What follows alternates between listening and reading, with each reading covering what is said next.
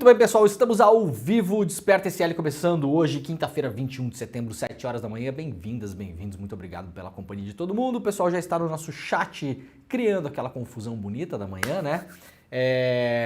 Bom dia para todo mundo que está acordando agora, muito obrigado pela audiência, muito obrigado pela audiência também fora do Brasil. Temos uma audiência bastante importante fora do Brasil também por conta do horário, né? As pessoas já estão almoçando em vários lugares, estão jantando em outros, né? Estão no meio da manhã, estão no meio da tarde, então muito obrigado. Vá deixando o seu recado no chat, vá dizendo de onde você acompanha este programa. Temos muita coisa boa no programa de hoje. Estamos ao vivo também na nossa rede, também em todas as redes sociais, claro, mas também na TV aberta e no rádio, no bom e velho radinho, pela Rádio Brasil Atual. Bom dia para todo mundo que nos acompanha pelo rádio, que nos acompanha pela TVT, em São Paulo e Grande São Paulo, Rádio Brasil Atual em São Paulo também, Grande São Paulo e também lá na Bahia, Salvador da Bahia, através da TV Quirimurê. Quando eu for visitar a Bahia aí, eu quero visitar as instalações da nossa amada TV Quirimurê, né? Muito obrigado pela audiência de todos e de todas. Tudo bem com vocês, gente? Tudo certo? Me digam se está tudo beleza, se vocês estão felizes, né? Importante estar feliz também, né? Aliás, hoje faz 30 anos que lançaram este disco aqui, né? Quem tem a minha idade ou mais ou menos próxima dela vai saber que descasso é esse, né? O In Utero do Nirvana, né? 30 anos, toda vez que eu vejo que faz muito tempo que lançaram um disco que parece que eu estava ouvindo ontem, e aliás este disco eu ouço com alguma frequência, eu fico pensando como o tempo está passando, né? Então, para quem não sabe, 30 anos desse descasso do Nirvana, que foi lançado exatamente neste dia de setembro, 21 de setembro de 1993. Eu fico imaginando se o Kurt Cobain não tivesse morrido, para onde o Nirvana iria depois desse disco, né? Porque realmente é um negócio inacreditável.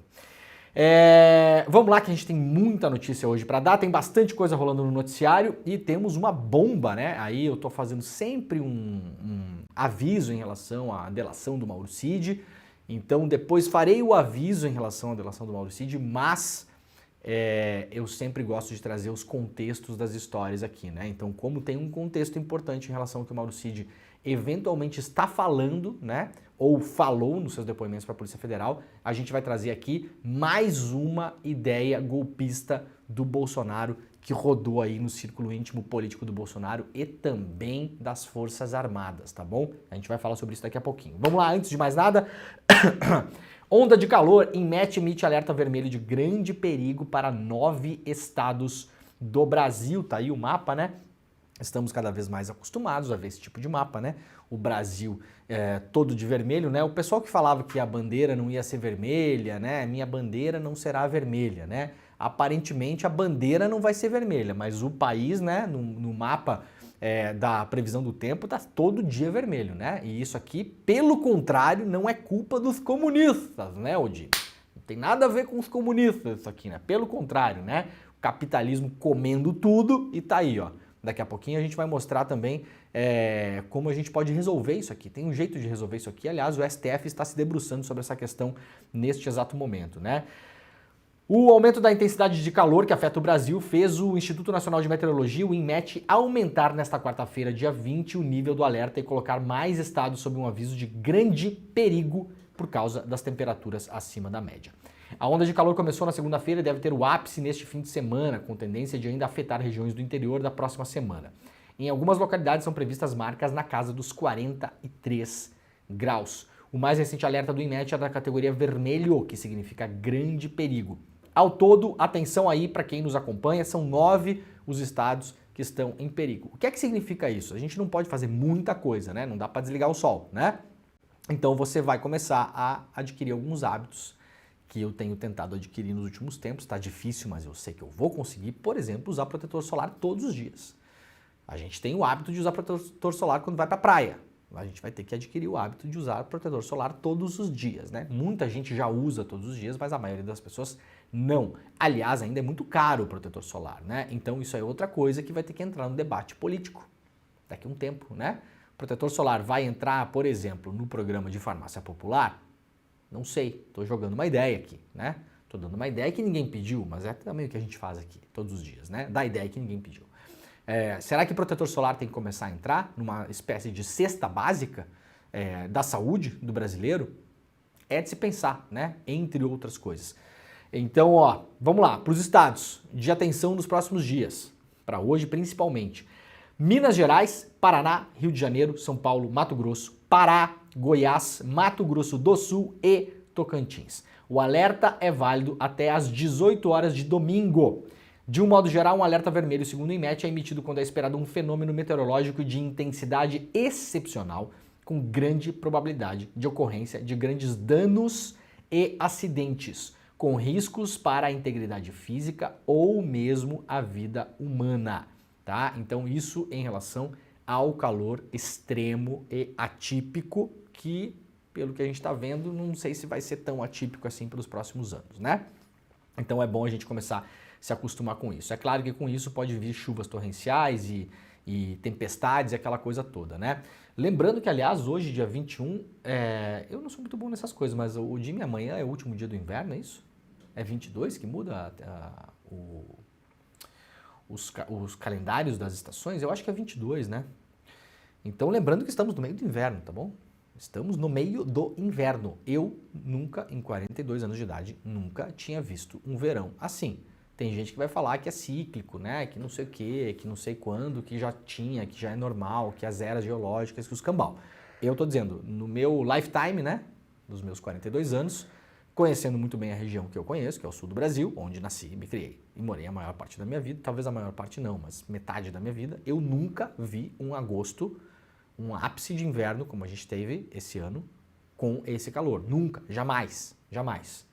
Primavera começa sábado. Primavera começa sábado, dia 23. Portanto, estamos ainda no inverno, oficialmente, né? Temperatura pode passar 35 graus em 11 capitais nesta quinta-feira, 40 graus em Palmas e Cuiabá, possivelmente, né? E depois uma nova frente fria deve atingir o Rio Grande do Sul. Há previsão de chuva volumosa de novo, principalmente no sul do estado. Não me espantaria se voltar a esfriar na semana que vem. Vamos lá, o STF está a um voto da maioria contra a aplicação do marco temporal. Isso aqui tem tudo a ver com o que a gente está falando sobre temperatura, já vou mostrar por quê. O STF tem 5 votos contra a aplicação da tese do marco temporal na demarcação de terras indígenas. Com isso, falta apenas um voto na mesma linha para que seja alcançada maioria neste sentido. Já votaram contra essa tese do marco temporal, relembrando rapidamente em uma frase o que é o marco temporal. Para quem não sabe, o marco temporal diz o seguinte: sim, se você é indígena, quilombola, de um grupo tradicional, está lutando para manter a sua terra, para demarcar a sua terra, para organizar a sua terra, você só pode fazer isso se você estava nela em 1988. Isso faz algum sentido? Não. Por que isso não faz sentido, senhor Leandrinho? Porque muitas pessoas foram expulsas das suas terras, né? Então chegou o cara lá, expulsou todo mundo, tomou conta, transformou em fazenda, né? Roubou a terra das pessoas que estavam lá e, obviamente, essas pessoas não estavam lá em 1988, porque quem estava em cima da terra delas era o ladrão, né? Então agora o ladrão vai ficar com a terra e a pessoa que está dizendo, olha, isso aqui, na verdade, é meu, não teria mais direito. Essa tese é uma tese estapafúrdia. Aparentemente, o STF vai derrubar esse negócio. Já votaram para derrubar Edson Fachin, Alexandre de Moraes, Cristiano Zanin, Luiz Roberto Barroso e Dias Toffoli. Os 2 votos para validar essa excrescência, claro, né? São dos 2 ineptos, Nunes Marques e André Mendonça, de onde menos se espera, de onde não vem nada mesmo, né? Então a gente vai ver pelos próximos muitos anos no STF várias votações que vai dar sempre alguma coisa a 2, né? Alguma coisa a 2. É 6-2, é 7-2, é 10-2, é 9-2, 10-2 não pode dar, né? Então sempre vai dar a 2, né? Aí vai estar essa duplinha de mão dada voltando esse tipo de coisa, né? Espero que fiquem sozinhos, pelo amor de Deus. 4 ministros ainda vão apresentar suas posições: Luiz Fux, Carmen Lúcia, Gilmar Mendes e a presidenta do tribunal, Rosa Weber. Muito bem, o que é que isso aqui tem a ver com as temperaturas? Vamos dar uma olhada nisso aqui, olha só que interessante. Isso aqui são mapas que mostram terras já demarcadas no Brasil, tá bom? Não são as terras que estão em discussão necessariamente no caso do marco temporal. Isso aqui são terras já demarcadas. Lembram que eu já falei várias vezes neste programa que nós não estamos fazendo favor nenhum às comunidades tradicionais indígenas, quilombolas, cedendo a elas o direito de demarcação de terras muito antes, pelo contrário. Quem está fazendo um favor à humanidade são essas pessoas. Por que é que eu estou falando isso? Vamos desenhar? Para quem a gente fala, essa pessoa não entende, então a gente desenha. Então hoje a gente vai desenhar. Olha só o que a Folha de São Paulo fez pra gente aqui. Olha esse mapa aqui, quem está nos acompanhando, estamos mostrando mapas, né? Estamos mostrando imagens de satélite de terras já demarcadas no Brasil. Essa aqui, por exemplo, a terra indígena Araribóia, no Maranhão. Estamos vendo na tela o ano de 1988, o marco temporal, 88. Quem estava aqui, quem não estava aqui não pode matar mais. Essa é a tese, né? Que vai ser derrubada pelo STF. 88, aqui está a terra indígena, em volta não é terra indígena, tá bom? 88, vamos lá ver o que aconteceu nos últimos anos? 95, 2005, 2015, 2020. Perceberam a diferença? Olhem a diferença. Aqui a mata se manteve, fora foi tudo destruído. Vamos lá de novo, ó. 88, 2020. Olha o processo de destruição em volta. E olha como se manteve intacto praticamente, né? Tem alguns problemas que é preciso olhar, porque em alguns momentos aparecem alguns problemas. Tem cara de ser principalmente mineração, pelo padrão, né? Para quem trabalha para quem é jornalista e acompanha isso, sabe que olhando de cima, você vê que isso aqui tem cara de mineração, tá? Pelo padrão da destruição. Vamos lá para outros lugares? Olha aqui, esse lugar aqui, ó. Terra indígena Caripuna, em Roraima. Isso aqui é o mapa de 1988, Roraima, isso aqui é a Amazônia, tá, gente? 1988, Amazônia. Vejam como tá tudo bem preservado, tudo bem organizado, com exceção daqui do canto e de lá. Isso aqui se chama, tradicionalmente, espinha de peixe, tá? Para quem tá conseguindo nos acompanhar, olha aqui, ó. Aqui tem uma estrada principal, tá? O que é que acontece com a Amazônia quando se abre estradas na Amazônia? Isso aqui tá desenhado, ó. Isso aqui é uma estrada principal que foi aberta na Amazônia e aqui no cantinho tem outra, tá? Isso aqui se chama de espinha de peixe por quê, ó? Porque outras estradas transversais são construídas aqui, ó. Olha quanta estrada tem aqui, né? Então você faz uma estrada principal, você abre um veio principal na Amazônia e depois outras estradas em paralelo, na transversal, são construídas. Isso aqui se chama porque parece uma espinha de peixe. O que é que acontece aqui ao longo dos anos? Vamos ver nas imagens. Não vamos gastar tempo explicando. Vamos dar uma olhada nas imagens. Vou apagar o que eu desenhei aqui, ó. Olha aqui, ó. Prestem atenção. Aqui a área indígena e aqui está a estrada que foi aberta em 1988. Olhem o que acontece com a espinha de peixe. Eu vou pular direto para 2020. Pum! Olha aqui. Olha isso aqui. Vocês estão vendo ainda a espinha de peixe aqui, ó? Olha como ela se faz aqui, ó. E olha o que acontece com ela. Destrói absolutamente tudo. Vamos de novo lá. 88, 2020. Acabou a Amazônia neste pedaço de terra. Onde é que ficou preservado? Nas terras demarcadas. Essas duas aqui e essa aqui e essa aqui. 4 terras demarcadas onde houve a preservação. Vamos lá mais? Tem muito mapa aqui. Terra indígena Sororó, no Pará. 1988. Já não estava grandes coisas aqui do lado, né? Mas olha aqui a terra indígena, tá? Olha aqui no meio. Vamos lá para 2020 de novo. Pum! Olha aqui, ó. Desertificou tudo em volta. Acabou. Acabou. Só sobreviveu a terra indígena demarcada. Vamos lá para outra. Terra indígena de Tuna, Itatá, no Pará. Olha aqui, ó. Tava ainda tudo mais ou menos organizado. Aqui vocês estão vendo espinha de peixe? Dá para ver bem aqui, né? Aqui uma estrada principal e aqui as estradas que cortam a estrada principal. Tá bom? Elas são abertas por quê? Você abre um linhão, que chama, né? Você vai lá, abre um linhão e na beira de cada uma dessas estradas você vai colocar fazenda. Basicamente, na Amazônia, serve para colocar boi, né? Primeiro você tira as madeiras de maior valor comercial, você vai lá, faz uma devastação que os satélites não conseguem pegar, porque você vai lá, tira algumas árvores do meio, né, as que têm mais valor comercial. O satélite não consegue pegar porque não tem uma diferença muito grande em relação às copas, você não consegue ver muito bem de cima. Depois você passa o que se chama de correntão.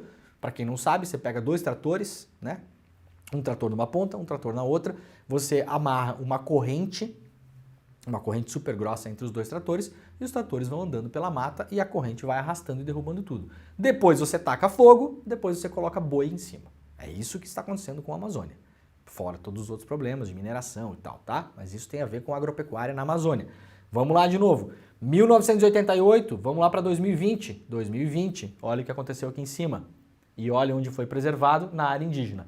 Essa área indígena aqui, aliás, tem problemas, né? Aqui a pastagem, pelo visto, avançou na própria área indígena, né? Por isso tem que se investigar, inclusive em alguns lugares, áreas indígenas que estão sendo invadidas, né? Vamos lá para a última aqui, terra indígena Rio Mequens, em Roraima também, 1988, vamos lá para 2020, pum, acabou toda a mata em volta da área indígena. Tá bom? Então, olha só, tá com calor aí? Tá passando calor? Tá preocupado? Tá preocupada? Tá preocupado em morrer fritado? Que é a preocupação de todo mundo que tá ligado no que tá acontecendo? Então começa a defender a demarcação de terra indígena, terra quilombola e terra tradicional. Nós não estamos fazendo nenhum favor para essas pessoas, muito antes, pelo contrário, acabamos de mostrar aqui, a Folha de São Paulo fez um grande favor pra gente e desenhou. Para quem não estava entendendo, está desenhado. Marco temporal faz indígenas ocuparem os palácios de mármore de Brasília, matéria aqui do meu camarada Rafael Moro Martins, lá da revista digital do site Sumaúma, que está completando 1 ano de idade, aliás, parabéns para o pessoal do site. E aqui, para quem quiser curtir uma excelente entrevista, catastrófica no mais das vezes, né, porque é o momento em que estamos vivendo, mas uma excelente entrevista com uma das maiores lideranças populares do mundo, o pessoal da Sumaúma foi lá entrevistar o cacique Raoni. Aspas do Raoni: se continuar assim, vamos desaparecer. Em entrevista a Sumaúma, a maior referência da luta indígena do Brasil alerta os próprios parentes indígenas sobre os efeitos destruidores do garimpo e da mineração e pede consciência da sociedade nesta era de catástrofe climática. Por que que ele alerta os próprios parentes, né?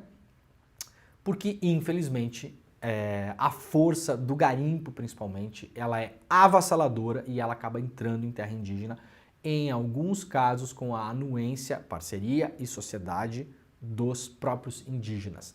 Infelizmente, que muitas vezes estão lá também, abandonados pelo Estado, à mercê da própria sorte, e aí acabam entrando nesse jogo também. É claro que é preciso olhar isso com atenção, mas eles não são, obviamente, o principal foco do problema. Acabamos de mostrar os mapas aqui, né?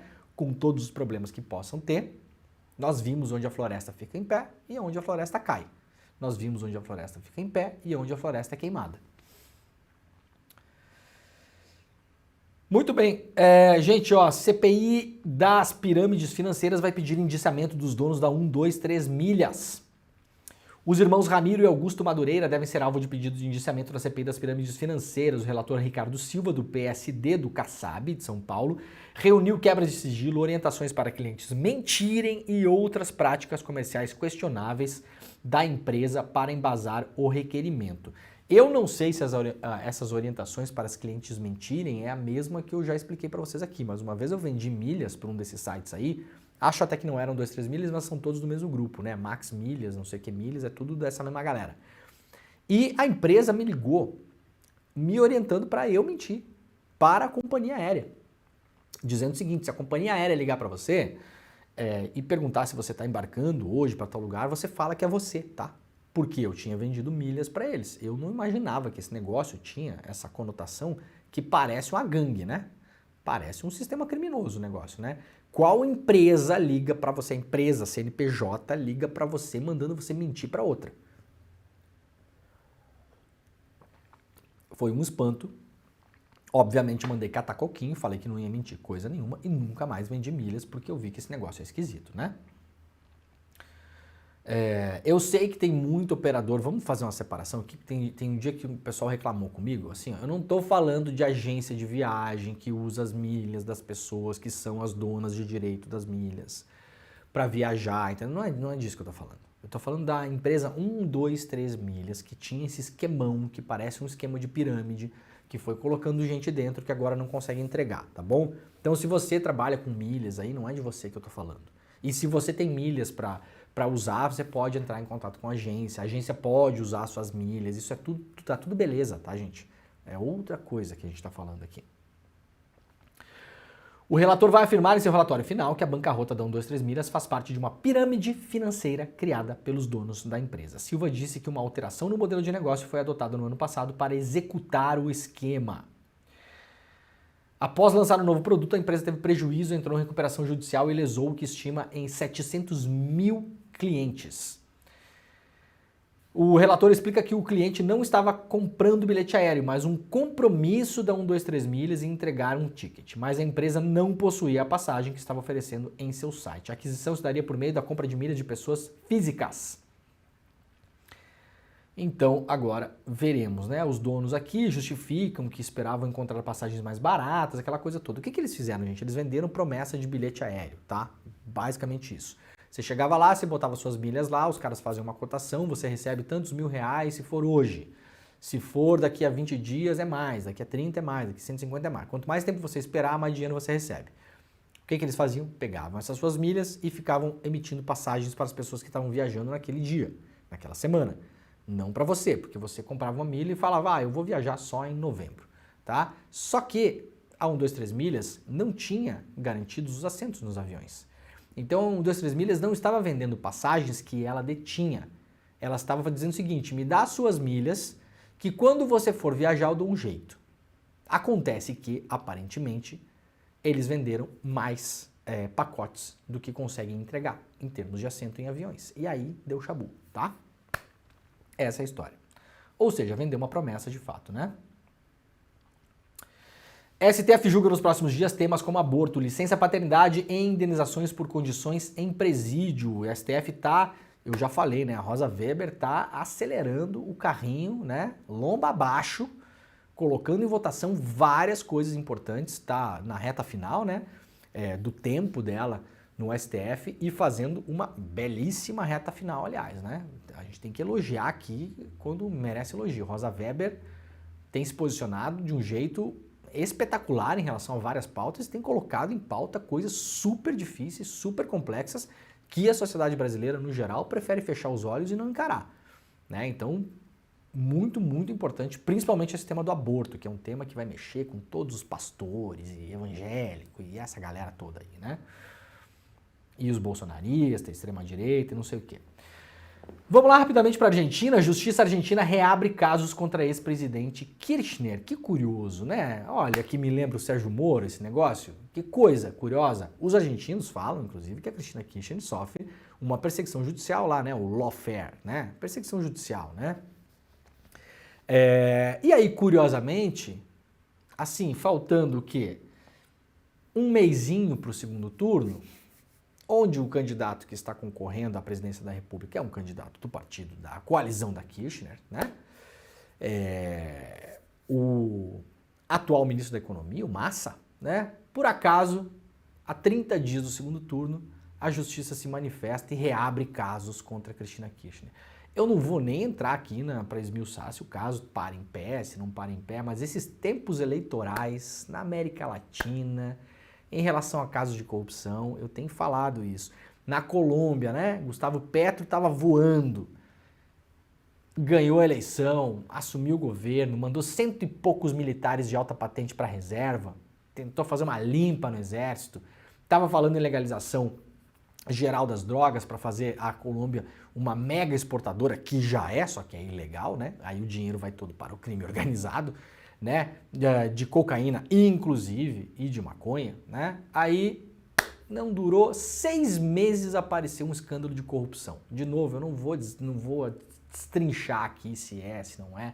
O da Colômbia é esquisitíssimo, envolve o filho dele, que inicialmente ninguém tinha ligado o Petro à corrupção do filho, que aparentemente é um cara corrupto de fato. Aí, de uma hora para outra, o próprio filho muda o depoimento, a ex-mulher falava uma coisa e começa a falar outra, dizem que o dinheiro foi para a campanha, o Ministério Público fez uma... Eu acompanhei, inclusive, tive o desprazer de acompanhar pelo YouTube, o Ministério Público deu uma de Deltan Dallagnol, fizeram uma coletiva ao vivo que durou umas 4 horas, com um PowerPoint, com tudo isso, tudo que a gente já viu aqui, né? Então, na Colômbia a coisa começa a andar, aparece a anticorrupção. Na Argentina a coisa está andando, aparece de novo a anticorrupção. há que se combater a corrupção, é evidente, eu me sinto até envergonhado em ter que falar isso, né? Óbvio, né? Não, a gente vai fazer o que aqui? A gente vai dar graças a Deus pela corrupção, tá? Mas aí tem que falar óbvio, porque tem gente que realmente só desenhando, como fez a Folha com os mapas, né? Óbvio, eu estou dizendo o seguinte, isso aqui está sendo usado na América Latina toda como uma arma política, como foi usada no Brasil, a gente está vendo na Argentina agora, a gente está vendo na Colômbia, a gente verá de novo no Brasil, tá bom? Podem guardar esse programa. A gente vai ver no Brasil se as coisas começarem a andar mais ou menos mal. Na avaliação do Centrão, da Faria Lima, da Fiesp, dessa galera toda, a gente vai ver de novo no Brasil essa mesma movimentação aqui. Vocês podem escrever. Podem ter certeza disso, tá? Gente, vamos lá. Vamos falar da delação do Mauro Cid? Não saiu ainda a delação do Mauro Cid de modo oficial. Então nós não estamos falando aqui de documento. Tá? Então vamos deixar bem claro para começo de história. Eu vou repetir o que eu tenho falado sobre a delação do Mauro Cid. Tudo o que saiu até agora sobre a delação do Mauro Cid faz um sentido contextual. É como as coisas que o Walter Delgatti falou lá na CPI, né? Várias delas ele já tinha apresentado provas de reuniões com o Bolsonaro, de reuniões com a Zambelli. O próprio Ministério da Defesa do Bolsonaro teve que admitir que o Delgatti frequentou o Ministério da Defesa. Então várias coisas há provas. Para as outras, em que ainda as provas não foram apresentadas, a gente tem que analisar o contexto. Se a pessoa fala uma coisa que é muito fora do contexto, a gente tem que duvidar porque não tem prova. Por enquanto não há provas. O Cid, por enquanto, fechou uma delação, foi aceita, foi homologada, delação fechada pela Polícia Federal e não pelo Ministério Público, tá bom? Pra gente deixar isso bem claro aqui. Os dois órgãos podem fechar delação. A Polícia Federal foi autorizada pelo STF a fechar a delação alguns anos atrás. A primeira grande delação que a PF fechou foi a delação do Palocci. Delação que não deu em nada. Por quê? Porque foi uma delação que não tinha provas. O grande problema da delação do Palocci. Aliás, não sou eu que estou dizendo. Quem dizia que a delação do Palocci não tinha provas era o Moro e o Deltan. Tanto é que o Ministério Público Federal não quis fechar a delação com o Palocci na época porque era uma delação muito fraca. Aí a Polícia Federal, lá em Curitiba, para fazer uma guerra de braço com o MP, foi lá e fechou a delação do Palocci. Tá bom? No fim não deu em nada.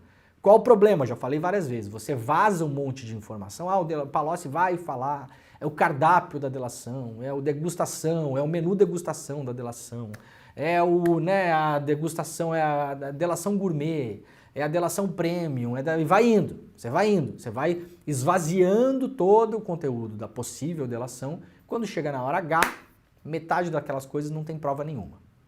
Pra ser bonzinho para dizer metade. Tem delação que tem muita prova, que é robusta, tem delações e delações, né? A do Cid, não vimos as provas ainda.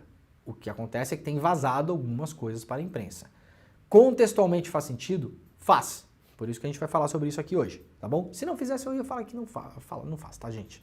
Não é porque é o Bolsonaro, não sei o que. Se o Cid chega hoje aqui e fala na delação dele que o Bolsonaro teve um encontro com o alienígena que encontraram no México, eu vou falar para vocês, isso aqui não faz nenhum sentido, porque isso não tem nenhum contexto, a não ser que o alienígena usasse fralda e estivesse numa reunião golpista, daí faz sentido, né? Eu falei fralda, não é, né? Farda, né? Farda, pois bem. Erros não intencionais, né? Mas, isso que o Cid está falando faz sentido. Isso aqui é reportagem lá publicada pelo UOL, hoje, lá do repórter Aguirre Talento. Em delação, Mauro Cid diz que Bolsonaro consultou militares sobre plano de golpe. Em um dos depoimentos que compõe a delação premiada que fechou com a Polícia Federal, o ex-ajudante de ordens Mauro Cid relatou que, logo após a derrota no segundo turno das eleições, atenção ao que está nesta matéria que é importante e que tem um contexto. Logo após a derrota no segundo turno das eleições, o Bolsonaro recebeu em mãos de um assessor dele, um dos principais assessores do Bolsonaro, o senhor Felipe Martins, e eu já vou lembrá-los e lembrá-las quem é esse cara, tá? Recebeu das mãos do Felipe Martins uma minuta do quê? De um decreto para convocar novas eleições e prender adversários. Não está claro se essa é a mesma minuta do golpe que foi encontrada com o Anderson Torres. Não parece ser a mesma coisa. Por quê? Explico. Aquela minuta do golpe que foi encontrada com o Anderson Torres ela era uma minuta que atacava principalmente o TSE, tá bom? Ela previa uma intervenção no TSE, afastamento de ministros, eventualmente até mesmo prisões de funcionários do TSE e de ministros e uma devassa total na comunicação dos ministros. E-mail, zap, telegram, seja lá o que for, tá bom? E aí, a partir disso, obviamente, se criaria um caso de suspeitas em relação ao TSE e se instituiria novas eleições. Não está claro nessa matéria se essa é a mesma minuta. Pode ser que seja. Pode ser que o Felipe Martins chegou lá para o Bolsonaro e entregou em mãos do Bolsonaro, e mesmo assim isso aqui é um depoimento muito forte, a mesma minuta do Anderson Torres. Pode ser também uma outra coisa, tá bom? Incluía convocar novas eleições, porque o Bolsonaro tinha perdido a eleição, e prender adversários políticos.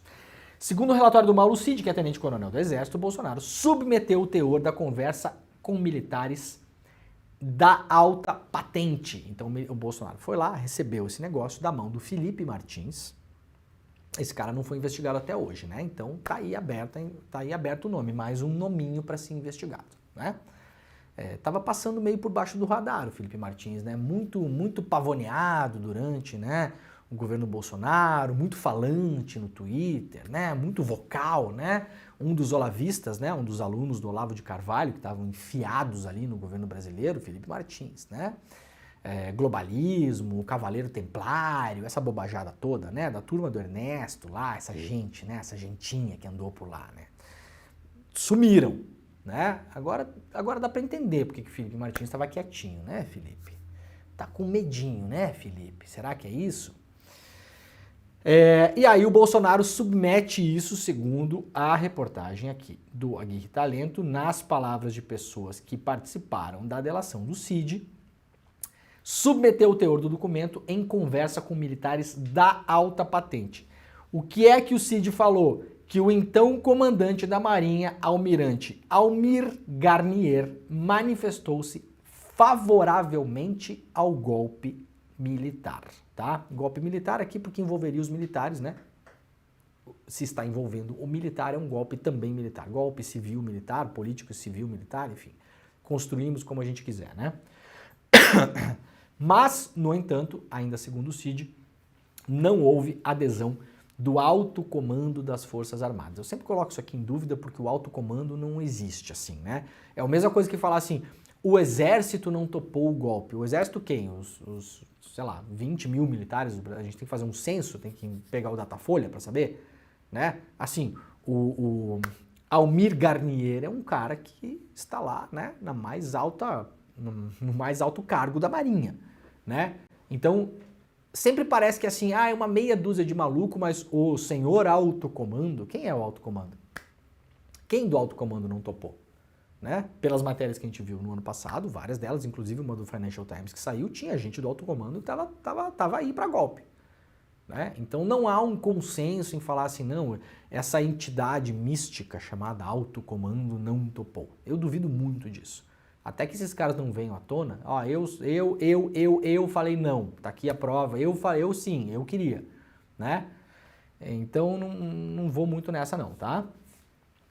Esse relato consta em um dos anexos dos depoimentos já prestados pelo ex-ajudante de ordens do Bolsonaro na delação, de acordo com duas fontes que acompanharam as negociações.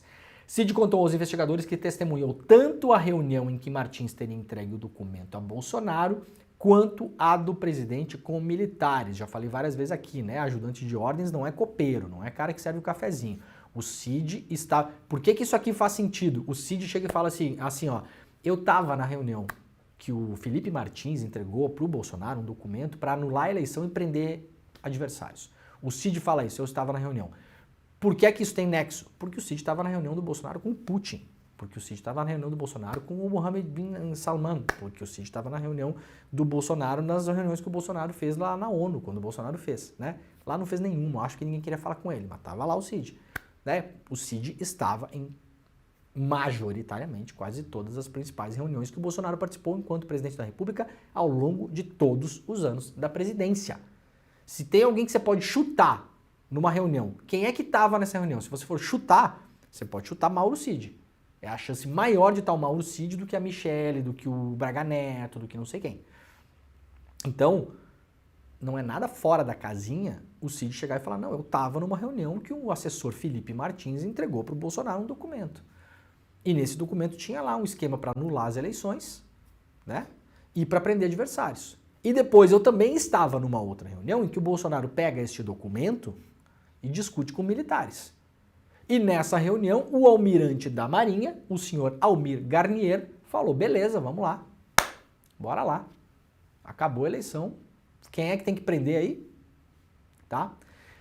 De novo, por que é que isso tudo faz sentido? Vamos ver como se manifestou o almirante da Marinha no ano passado?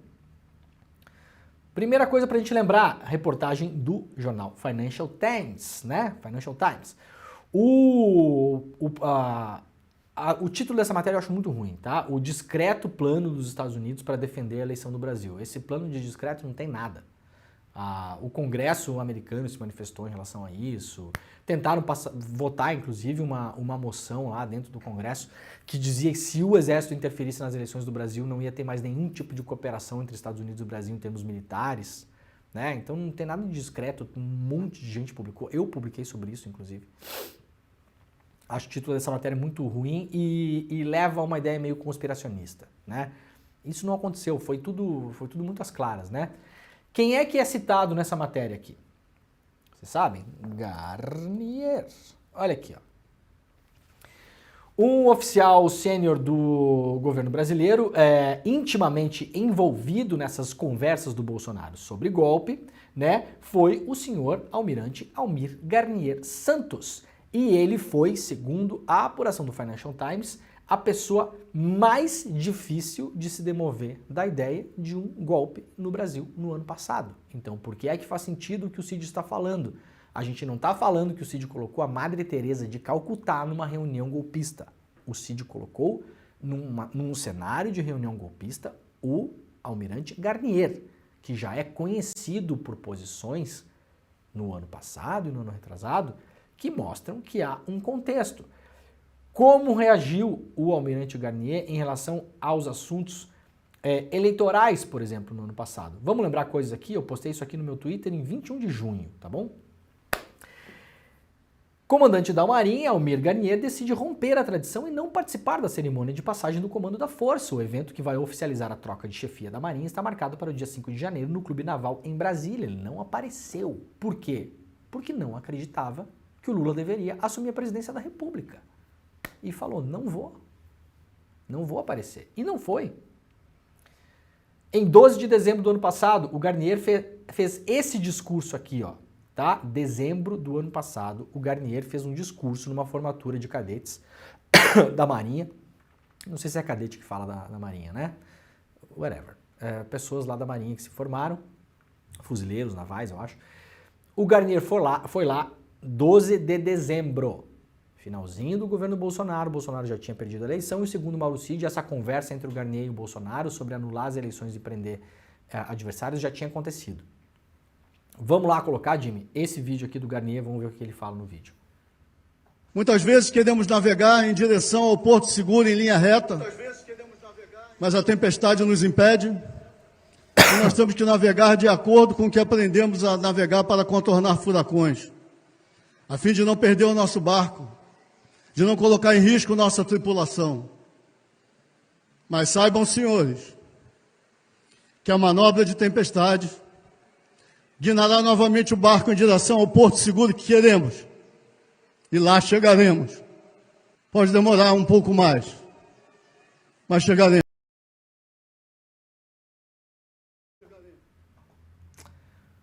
Qual que é a diferença disso aqui para o que o Braga Neto falou lá no cercadinho do Bolsonaro? Nenhuma, né? Se fosse uma fala golpista diretamente, obviamente que ele não faria isso, né? Porque poderia sair dali preso, inclusive, né? O cara não ia subir lá numa formatura de fuzileiro naval e falar, vamos dar um golpe, a gente vai prender o Lula, a gente vai anular a eleição. O que é que para vocês é essa fala aqui? É exatamente as mesmas coisas que o Braga Neto falou no cercadinho, que o Bolsonaro falou no cercadinho, né? Vamos fazer a manobra, não dá para ir em linha reta, mas aí a gente vai aqui, não desistam, Pode demorar um pouquinho mais, mas vai acontecer. Isso aqui é uma cerimônia oficial da Marinha. Esse cara aqui estava lá comandando a Marinha. 12 de dezembro. Faz sentido o Mauro Cid colocá-lo em uma reunião onde o Bolsonaro fala, e aí, vambora? E ele fala, vambora. Como diz o pessoal do Medo e Delírio, né? Bora! Né? O que mais? Aliás, isso aqui não tá escondido não, tá, gente? Sabe onde é que tá publicado esse vídeo aqui? Tá publicado no canal de YouTube do Almirante. Tá aqui, ó. Discurso na cerimônia de encerramento dos cursos do Centro de Instrução Almirante Silvio de Camargo. A Marinha do Brasil honra e respeita seus guerreiros, biriri, bororó. No dia 15 de dezembro de 2022, tive a felicidade de participar da cerimônia.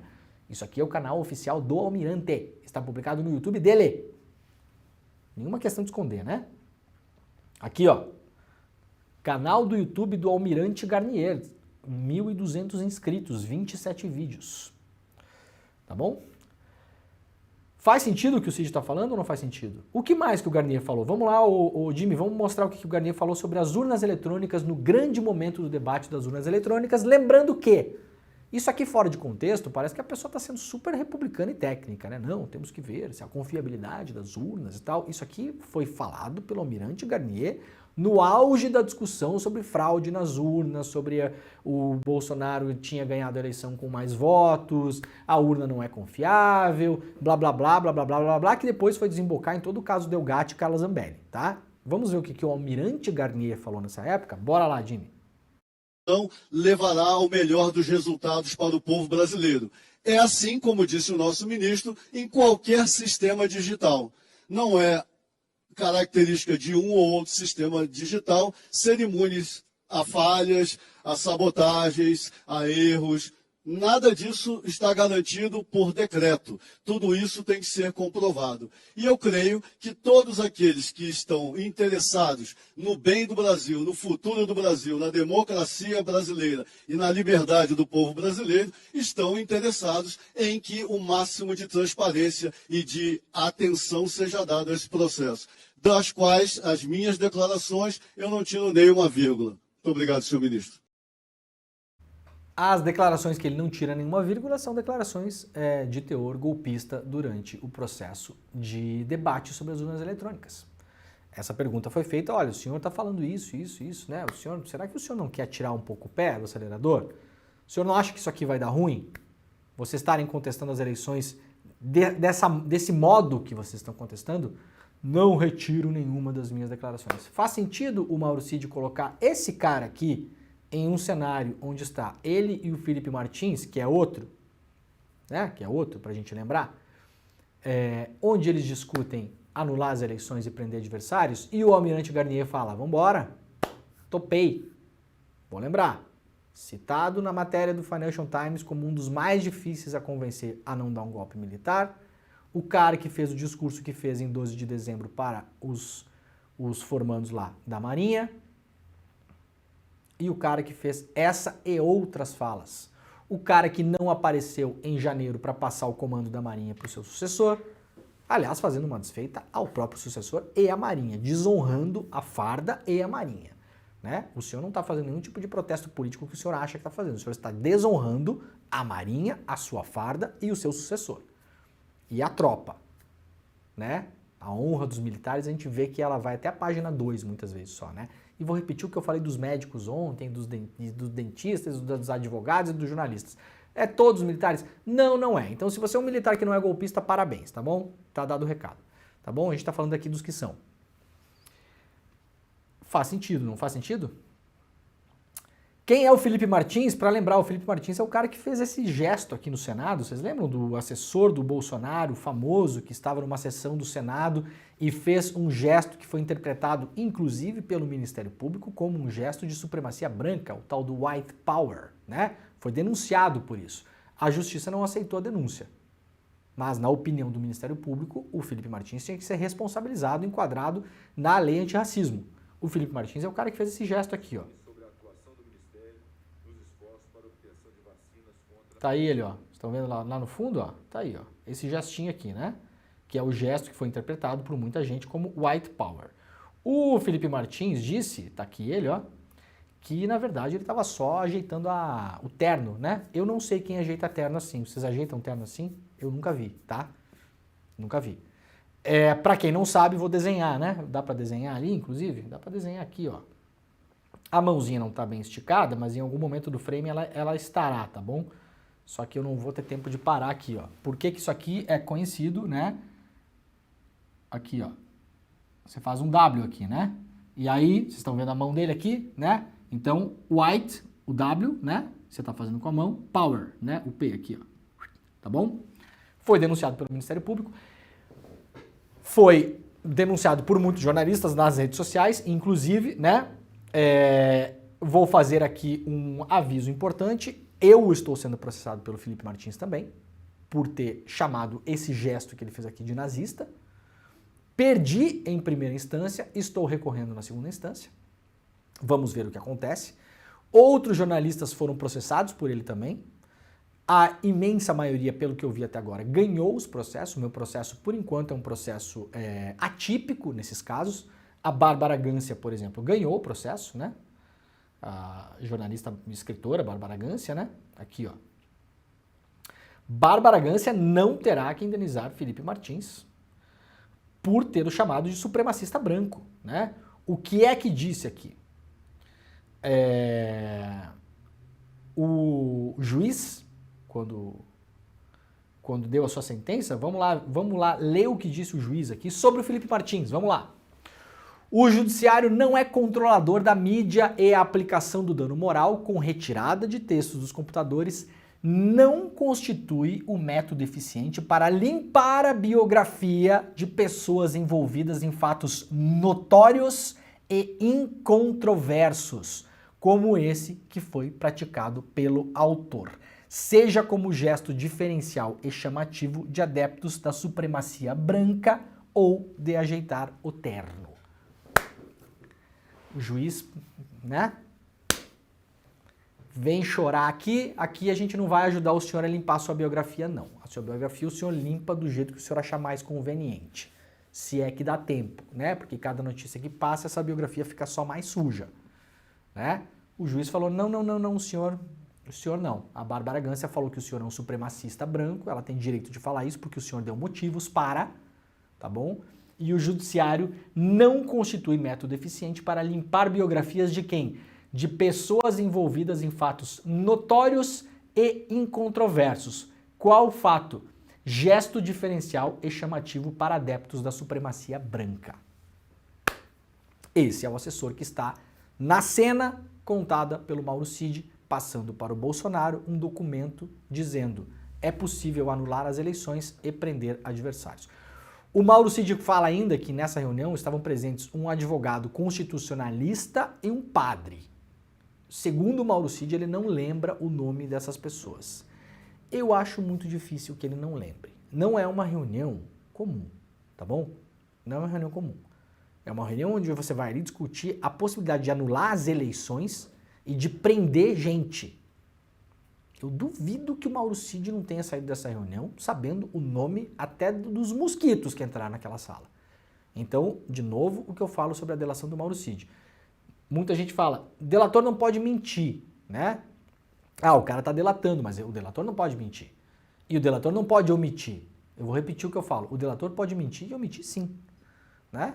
Cabe a ele mentir e omitir tão bem que nem a Polícia Federal, nem o Ministério Público, nem ninguém vão descobrir. Então, se o Cid fala assim, não lembro o nome do padre que estava lá. Que padre é esse que estava lá? Será que é um desses padres aí da Igreja Católica Apostólica Romana, esses conhecidos como ultracatólicos, que foram os caras que ajudaram a trazer esse esquema de guerra cultural para o Brasil, lá em 2012, 2013, 2014? Tem vários, eu não vou citar nenhum aqui porque eu não sei quem é, mas tem vários. A gente fala muito nos evangélicos, mas a gente esquece que uma parte importante da Igreja Católica apoiou a extrema-direita no Brasil e apoia até agora, inclusive. Ativamente.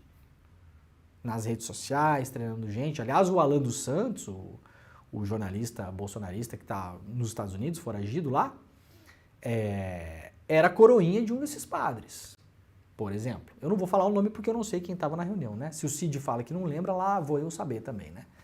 E esse advogado constitucionalista, quem é?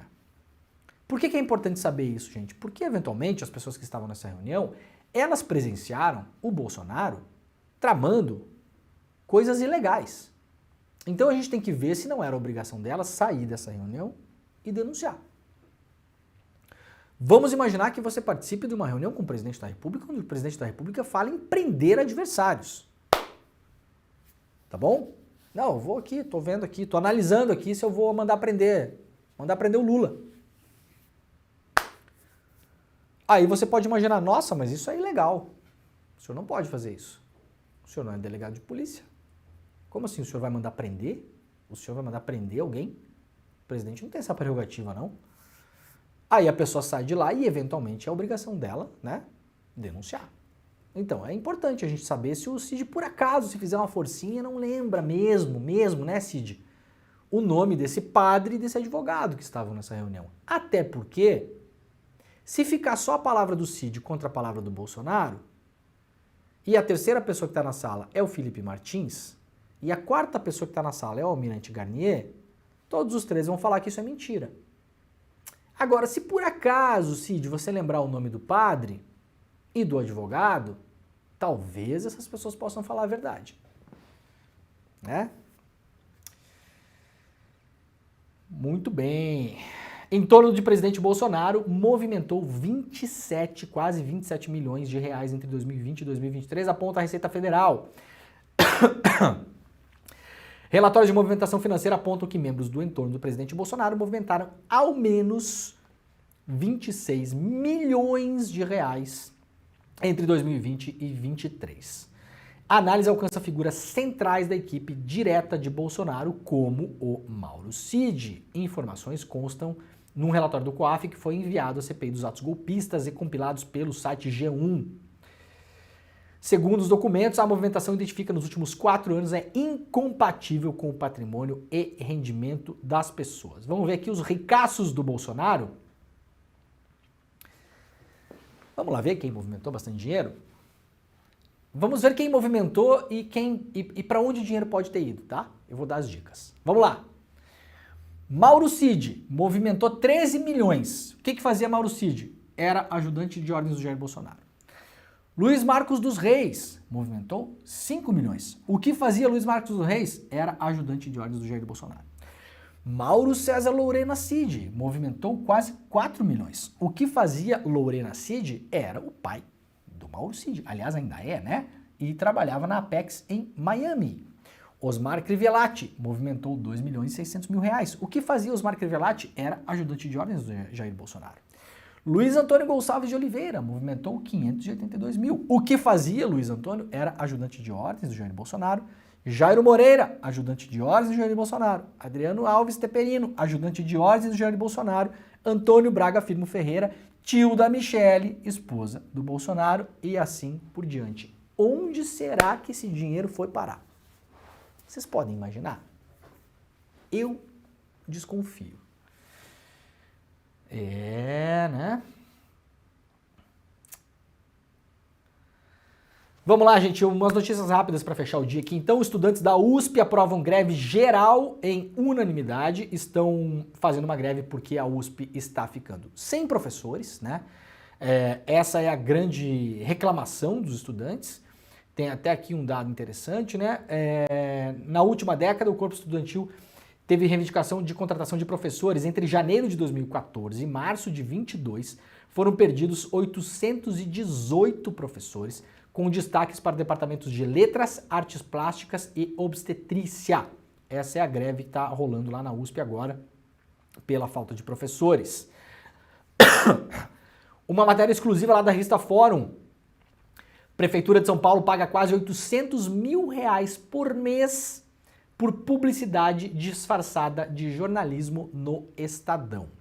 Isso tem se tornado uma prática comum da Prefeitura de São Paulo. Teve uma notícia de umas semanas atrás, também uma denúncia do site Intercept, mostrando que também a Prefeitura de São Paulo gastou alguns milhões botando dinheiro na Folha de São Paulo, onde saíam matérias falando muito bem da Prefeitura, claro, né? Lisonjeiras em relação à Prefeitura, que não estavam anotadas como publicidade, porque é o que de fato é, né? Então, assim, Não estou comparando, claro, uma coisa com a outra, mas vejam que os métodos se repetem, né?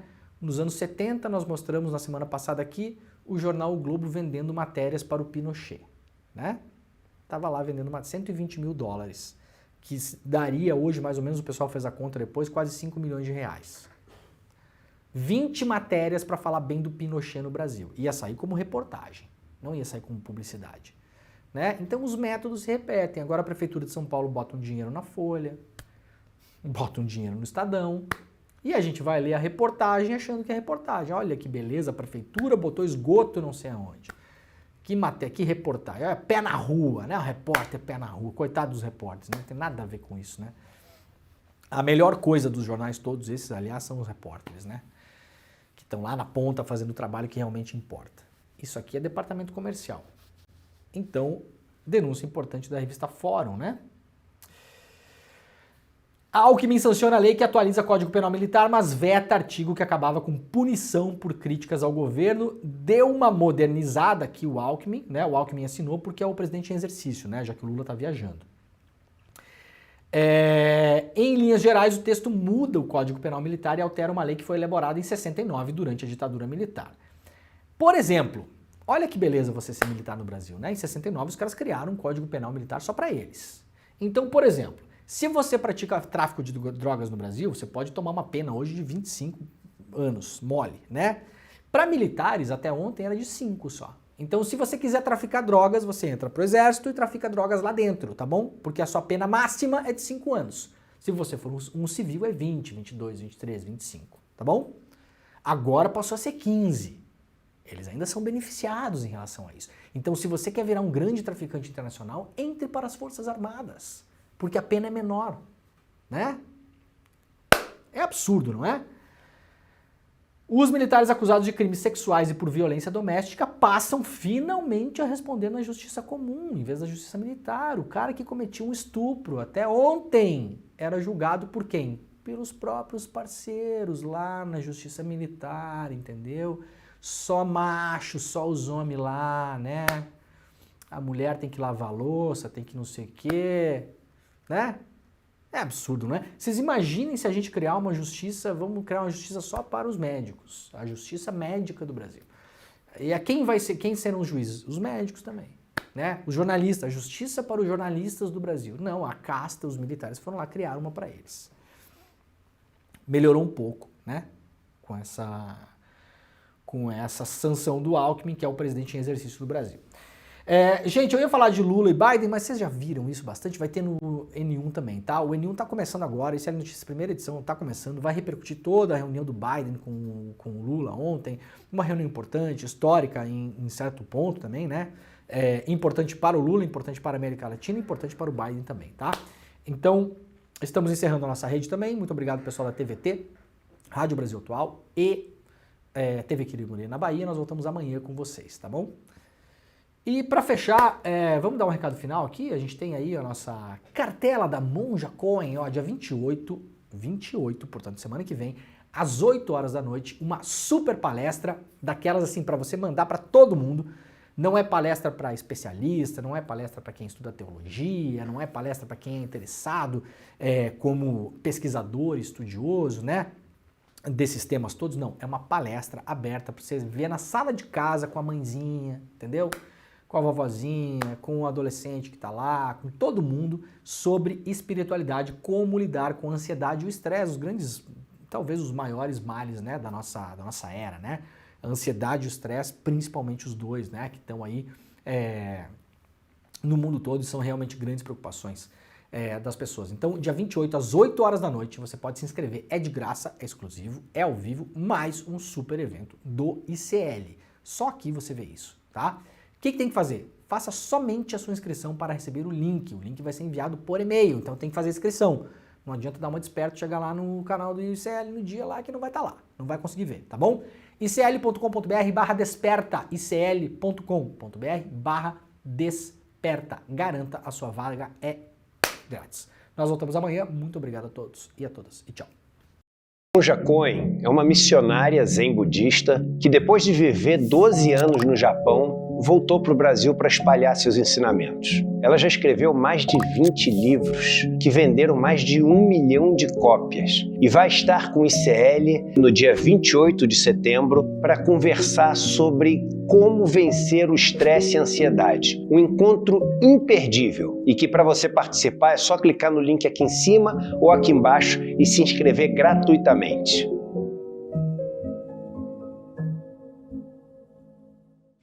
Pessoal, eu gostaria de convidá-los para assistir o curso Sociologia para Compreender o Brasil, onde eu faço uma análise dos grandes pensadores brasileiros e dou a minha própria opinião a partir não só do estudo de vários autores e pensadores ocidentais, mas também a partir de pesquisas empíricas que eu fiz com todas as classes sociais brasileiras, né? Então, um material não só reflexivo, mas empírico também. E por conta disso eu iria ficar muito contente se vocês assistissem. Eu acho que é muito importante para que a gente possa compreender o país de um modo democrático e alternativo à forma elitista como ele é compreendido até hoje. Eu conto com vocês lá. Um grande abraço a cada um de vocês.